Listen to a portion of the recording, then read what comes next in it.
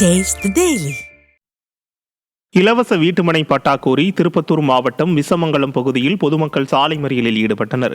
விசமங்கலம் குறும்பேரி பகுதிகளில் வாழும் அருந்ததியர் மக்கள் இலவச வீட்டுமனை பட்டா கோரி பலமுறை அதிகாரிகளிடம் மனு அளித்துள்ளனர். இதுவரை நடவடிக்கை எடுக்காததால் 150க்கும் மேற்பட்ட பொதுமக்கள் விசமங்கலம் பகுதியில் திருப்பத்தூர் திருவண்ணாமலை சாலையில் மறியல் போராட்டத்தில் ஈடுபட்டனர். இதனை கலைக்க முயன்ற ஏவல் துறையினருக்கும் பொதுமக்களுக்கும் இடையே பயங்கர தள்ளுமுள்ளி ஏற்பட்டது.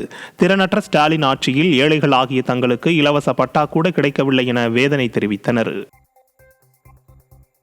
கல்லணையில் தண்ணீர் திறக்கப்பட்டும் முறையாக தூர்வாராததால் விளைநிலங்களுக்கு தண்ணீர் சென்று சேர முடியாத நிலை ஏற்பட்டுள்ளது. தஞ்சாவூர் மாவட்டம் பட்டுக்கோட்டை, பேராவூரணி, திருவோணம் பகுதிகளில் சமீபத்தில் தூர்வாரும் பணிகள் நடைபெற்றன. இதில் ஒரு சில பகுதிகளில் முறையாக தூர்வாரும் பணிகள் நடைபெறவில்லை என்றும் பெயரளவுக்கு மட்டுமே நடைபெறுவதாகவும் கூறப்படுகிறது.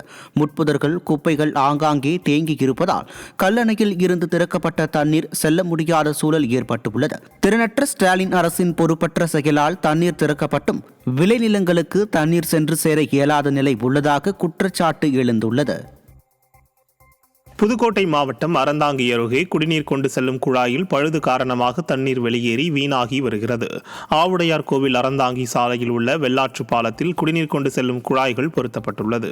இந்த குழாய்கள் பழுதாகி ஓட்டை விழுந்ததால் குடிநீர் வெளியாகி வீணாவதால் தண்ணீர் தட்டுப்பாடு அபாயம் எழுந்துள்ளது.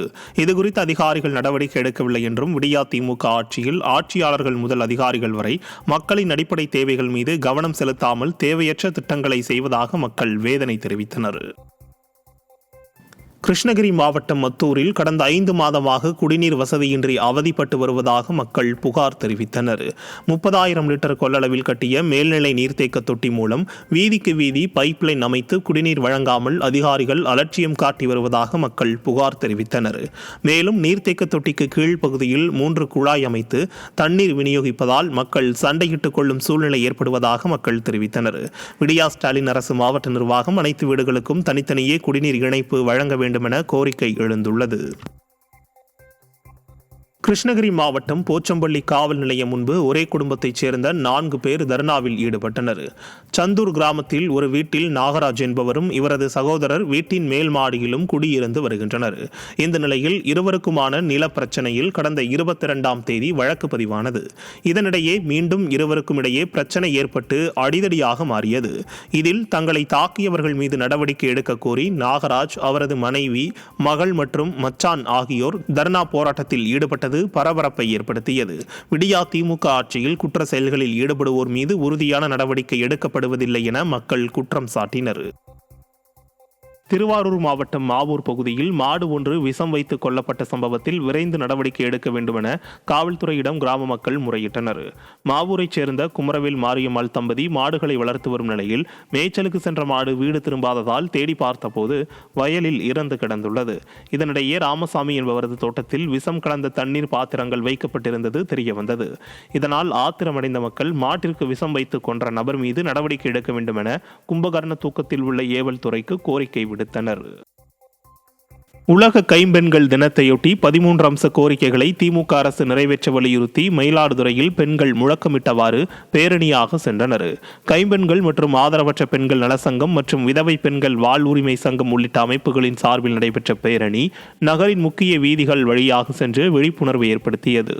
இதில் கைம்பெண்கள் உதவித்தொகையை 3000 ரூபாயாக உயர்த்தி வழங்க வேண்டும், மதுபான கடைகளை படிப்படியாக மூட வேண்டும் என்பன உள்ளிட்ட கோரிக்கைகளை பெண்கள் சங்கத்தினர் வலியுறுத்தினர். தங்களின் நீண்ட நாள் கோரிக்கைகளுக்கு செவிசாய்க்க மறுக்கும் விடியா அரசுக்கு எதிராக பெண்கள் முழக்கங்களை எழுப்பினர். மதுவால தான் நிறைய விதவைகள் நாங்கள் இருக்கிறது. இப்போ மதுக்கடை தான் மெயின் காரணமே அது. அதனால் மதுக்கடையை ஒழிக்கணும், நாங்கள் ஒழிக்கணும்னு பல தடவை நாங்கள் கோரிக்கை கொடுக்குறோம். அது இன்னும் எங்களுக்கு அது செயல்பாட்டுக்கு வரவே இல்லை. நாங்கள் உடனே நீங்கள் இல்லைன்னா படிப்படியாக குறையிறதுக்கான, அதாவது அரசு ஏறெடுத்து பார்க்கணும். இவ்வளோ விதவைகள் இருக்கிறாங்கன்னா அவங்க கணக்கெடுப்பு எடுத்தால் தெரிஞ்சிடும் கரெக்டாக. இன்னமும் அரசு புள்ளி விபரம் எதுவுமே எடுக்கலை. எத்தனை விதவைகள் இருக்கிறாங்க, அவங்களுக்கு என்ன வயதில் இருக்காங்கன்னு எதுவுமே எடுக்கலை.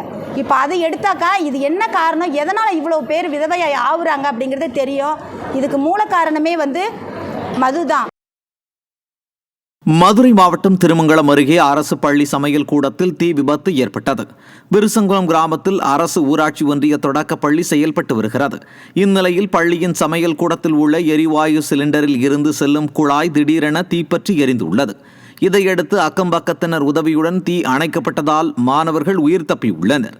இதனிடையே பிள்ளைகளை அரசு பள்ளியில் சேருங்கள் என மார்தட்டி வரும் அப்பா முதல்வர் அசம்பாவிதம் எதுவும் ஏற்பட்டிருந்தால் பொறுப்பேற்றிருப்பாரா என பெற்றோரும் பொதுமக்களும் கேள்வி எழுப்பியுள்ளனர்.